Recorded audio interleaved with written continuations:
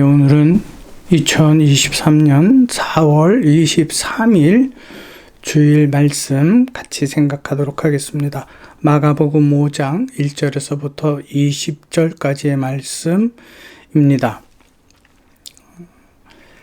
예수께서 바다 건너편 거라사인의 지방에 이르러 라고 되어 있는데, 같은 말씀이 마태복음 8장 28절에서부터 34절까지, 누가복음 8장 26절에서부터 39절까지 기록이 되어 있는데, 마태복음 8장 28절에서는 거라사인의 지방이라는 그 지역 이름이 가다라 지방이다 라고 기록을 하고 있습니다. 그리고 그 가다라 지방이 어디 있느냐? 누가복음 8장 26절에 보면 갈릴리 맞은편이라고 기록을 하고 있습니다. 그렇기 때문에 우리는 사복음서를 볼 때에 같이 그 내용들을 비교해 보면서 보아야만 합니다. 배에서 나오심에 곧 더러운 귀신 들린 사람이 무덤 사이에서 나와 예수를 만나니라. 그 사람은 무덤 사이에 거처하는데 이제는 아무도 쇠사슬로 맬 수 없게 되었으니, 이는 여러 번 고랑과 쇠사슬에 매였어도 쇠사슬을 끊고 고랑을 깨뜨렸음이로라. 그리하여 아무도 그를 제어할 힘이 없는지라. 밤낮 무덤 사이에서나 산에서나 늘 소리 지르며 돌로 자기의 몸을 해치고 있었더라. 아주 기이한 현상입니다. 그가 멀리서 예수를 보고 달려와 절하며 큰 소리로 부르짖어 이르되, 지극히 높으신 하나님의 아들 예수여, 나와 당신이 무슨 상관이 있나이까? 원하건대 하나님 앞에 나를 괴롭게 하지 마옵소서 하니, 이는 예수께서 이미 그에게 이르시기를 더러운 귀신아 그 사람에게서 나오라 하셨음이라. 이에 물으시되 내 이름이 무엇이냐? 이르되 내 이름은 군대니 우리가 많음이니이다 하고 자기를 그 지방에서 내보내지 마시기를 간구하더니, 마침 거기 돼지의 큰 떼가 산 곁에서 먹고 있는지라. 이에 간구하여 이르되 우리를 돼지에게로 보내어 들어가게 하소서 하니, 허락하신데 더러운 귀신들이 나와서 돼지에게로 들어가매 거의 2,000마리 되는 떼가 바다를 향하여 비탈로 내리달아 바다에서 몰사하거늘. 치던 사람들이 도망하여 읍내와 여러 마을에 말하니, 사람들이 어떻게 되었는지를 보러 와서 예수께 이르되, 그 귀신 들렸던 자 곧 군대 귀신 짚혔던 자가 옷을 입고 정신이 온전하여 앉은 것을 보고 두려워하더라. 이 귀신 들렸던 자가 당한 것과 돼지의 일을 본 자들이 그들에게 알림해 그들이 예수께서 그 지방에서 떠나시기를 간구하더라.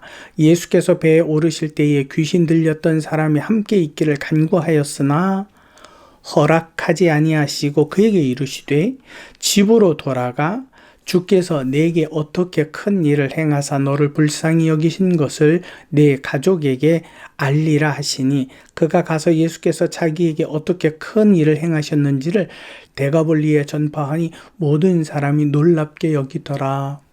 오늘 이 본문 말씀을 보면서 많은 사람들이 이 내용에 대하여서, 일단은 거라사인이라는 그 지역은 이방인의 지역이었다. 왜? 돼지를 키웠던 것을 보니까 그렇다. 예수께서 이방인들에게도 복음을 전하셨다. 또 혹은 2,000마리의 돼지의 생명보다 한 사람의 생명이 귀하다. 이와 같은 설교로 여러분들이 많이 들었을 것입니다. 근데 저는 오늘 이 부분을 다시 한번 생각을 하면서, 이 부분에 대해서 왜 그 귀신 들렸던 자가 고침을 받은 후에 예수와 함께 동행하기를 원했지만 그걸 허락하지 아니하셨을까? 그 부분에서는 물론 그가 만약에 유대로 왔었을 경우에는 더 많은 여러 문제가 발생했을 수도 있었을 것입니다.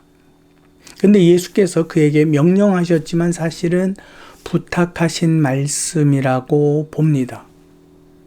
그래서 저는 이 말씀에서 그에게 가서 집으로 돌아가, 주께서 내게 너를 어떻게 긍휼히 여기셨는가, 은혜를 베푸셨는가, 불쌍히 여기셨는가,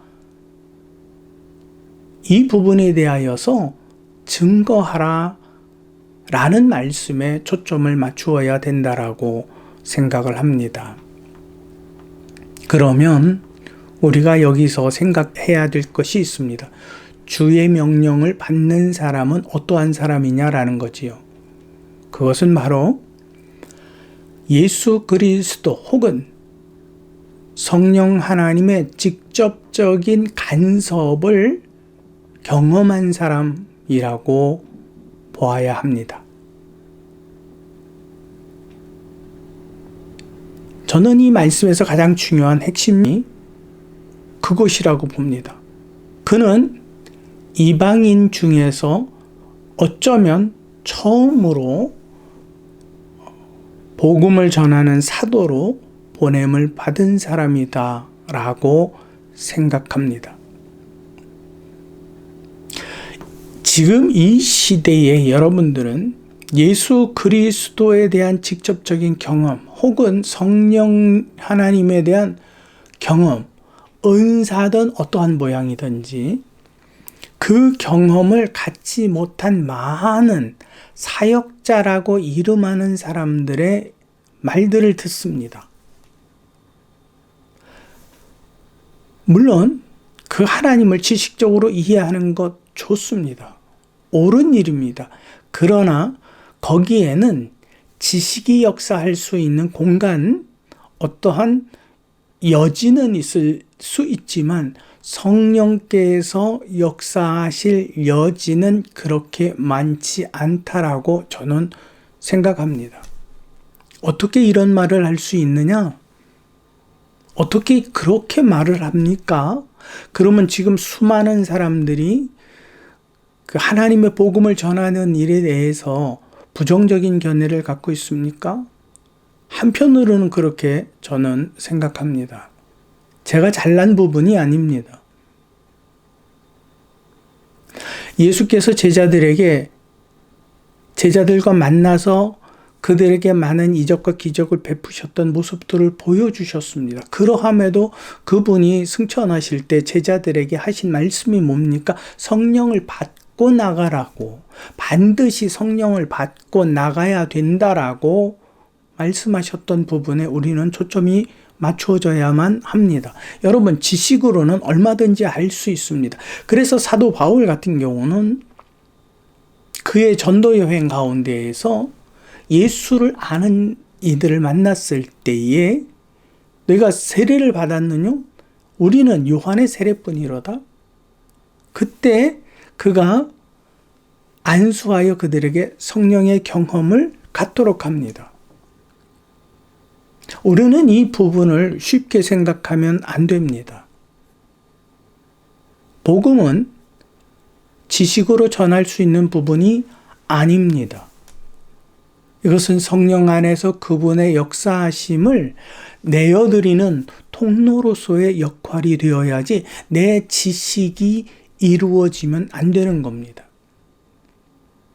근데 지금 너무 많은 교회들에게서 지금 잃어버린 것이 한 가지가 있습니다. 예배의 형식은 더 중요해지기도 했습니다. 그러나 하나님께서 받으시는 것은 예배의 형식이 아닙니다. 그 안에서 성령과 더불어 예배하는 자를 찾고 찾으시는 것뿐입니다. 우리는 예배에 참석하는 것이 하나님께 기쁨이 되고 또 구원받은 믿음이라고 스스로 혹은 다른 일을 통해서 찾고 세뇌를 받고 있습니다. 그래서 당연히 그런 줄 압니다. 그러나 그렇지 않습니다. 하나님의 나라는, 우리가 영원히 누릴 그 하나님의 나라는 그렇게 예배에 보이는 예배당의 예배 형식에 몇 번 참석했다고 얻어질 수 있는 부분이 아닙니다. 그렇기 때문에 우리는 굉장히 많이 믿음에 관하여, 구원에 관하여, 하나님의 뜻에 대하여 너무 많은 수고와 또 묵상을 해야 합니다. 예수께서 오늘 이방인 그 그 가운데에서 하나를 더러운 영에 사로잡혔던 그였음에도 불구하고 복음을 전할 수 있도록 기회를 주셨습니다. 또 임명을, 사명을 맡겨주셨습니다. 왜일까요? 그가 예수에 대해서 아는 게 많아서? 아닙니다. 오직 하나, 예수 그리스도 하나님의 아들의 그 능력을 친히 경험한 사람이었기 때문에 그렇습니다. 우리는 이와 같은 사람들에게 있어서 복음을 들어야 하고 말씀을 들어야 하고 함께 기도해야 하고, 그래서 모든 사람이 한결같이 성령의 그 능동적인 역사하심과 만져주심과 위로하심과 응답하심과 이루어주심과 인도하심을 경험해야만 하는 것입니다. 점점 더 믿음의 시간들이 어려워지는 이때에 여러분들은 그 오늘 드리는 그 예배 안에서 예수 그리스도와 성령 하나님을 경험하고 또한 나가 복음을 전하라라고 하는 그 사명에 그리스도의 제자가 되시기를 진심으로 소망합니다.